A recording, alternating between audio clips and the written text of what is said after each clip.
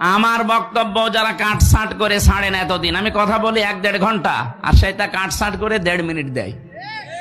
আমার রিমান্ডে সবচেয়ে বেশি কষ্ট দিয়ে সেই শয়তানরা এই 1.5 মিনিটের বক্তব্য নিয়ে 30 সেকেন্ড, 1 মিনিট, 1 মিনিট 10 সেকেন্ড এতটুকু নিয়ে এসে বলে হ্যাঁ এটা বলেছেন। আমি বললাম আগের কথা কই, পরের কথা কই, মাঝখানে যে কথা আছে এইটুকু দেন। মানে এটা দিয়ে আমি বোঝাতে চেয়েছি কি, আপনি কি বুঝলেন?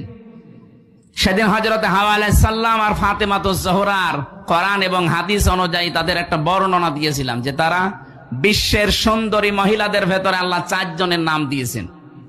নবীজি বলেন একজন হচ্ছে হযরতে হাওয়া, এত সুন্দর ছিল হযরত আদম দেখার পরেই তিনি তাকিয়েছেন এবং ধরতে গেছেন। এর ব্যস্ততা ব্যাখ্যা আছে। 2 নম্বরে ছিল জুলাইখা, ওই জামানার বিশ্ব সুন্দরী। 3 নম্বরে হযরত ইব্রাহিম আলাইহিস সালামের বড় স্ত্রী হযরত সারা রাদিয়াল্লাহু তাআলা আনহা।